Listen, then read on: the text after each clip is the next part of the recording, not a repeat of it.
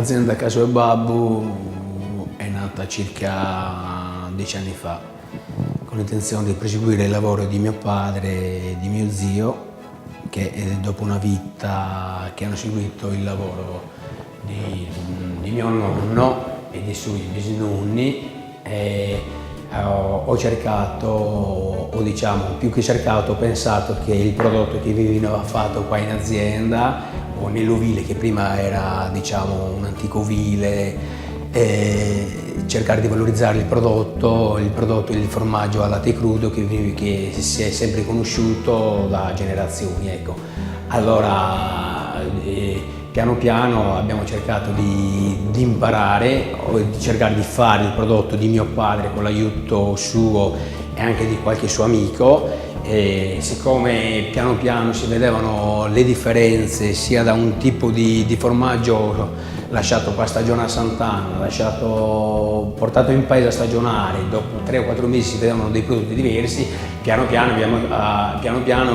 giustamente ti viene l'idea di capire la differenziazione del prodotto. Con l'andare del tempo abbiamo cercato di leggere, di studiare, siamo andati in biblioteca grazie all'aiuto della biblioteca comunale del paese di Lodè, con l'esperienza, leggendo, studiando, cercando di fare i corsi, vedevo soprattutto che il formaggio non era mai standardizzato, mai omogeneo, c'erano sempre differenziazioni e poi sia con l'esperienza sia con la voglia di andare avanti e tutto si è arrivato, come ho detto prima, alla costituzione di questo piccolo mini caseificio. Abbiamo dato il nome di Caso e Babbo, che il nome è nato dalla voglia, ecco, di valorizzare il prodotto che si è sempre conosciuto in famiglia, da generazioni, e si è arrivato, ecco, a questo nome di Caso e Babbo, che alla fine è un formaggio tradizionale,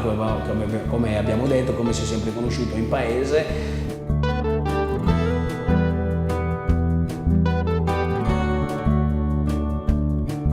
Dopo la mungitura, sia la mattina che la sera, il latte viene portato qua in caldaia, vengono fatte 2 lavorazioni, perché al latte crudo è sempre meglio fare la lavorazione subito, anche se sono più sacrifici perché devi lavorare la mattina e la sera, però la soddisfazione sono diverse. Dunque il latte viene messo subito in caldaia, dopo essere scolato la prima volta durante la mungitura, poi viene scolato di nuovo in caldaia. Dopo che viene riscaldato alla temperatura dai 35 a 38 a 39 gradi, dipende dall'operatore, poi viene l'aggiunta del caglio e viene lasciato riposare per 20-25 minuti, ecco. E poi adesso dopo 20-25 minuti diciamo che il latte è pronto e adesso avviene la rottura della cagliata. Ecco, la rottura della cagliata avviene in base al tipo di formaggio che ogni tipo di produttore di semicotto, di qualsiasi tipo di formaggio latte crudo vuole fare, ecco, dipende dalla rottura. Noi facciamo una rottura che ho conosciuto sia mio padre che mio nonno, ecco, non è né troppo fine né troppo grossa, poi ognuno ha il suo tipo di rottura della cagliata per ottenere un tipo di formaggio. Allora, dopo la rottura della cagliata con lo spino dobbiamo cercare di sprugare il formaggio dal siero, ecco. E viene usato su Pilisi che anticamente questo era di mio nonno, poi di mio padre, poi adesso è passato a me, e dunque è più maneggevole dello spino dopo che viene rotta la cagliata. Dopo avvenuta la rottura della cagliata viene lasciato riposare dentro, diciamo, la caldaia in mezzo al siero, e poi piano piano viene raccolto e poi avviene la rottura della pasta, ecco, in base alle forme, quante forme vuol fare, diciamo, il casaro, ecco. Adesso il formaggio viene messo nelle forme.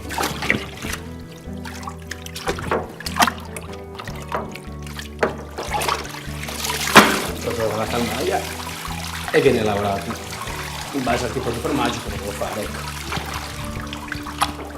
Viene lavorata la pasta in base alla cottura e alla sua avidità da lasciare dentro la pasta del formaggio, ecco. Poi è personale.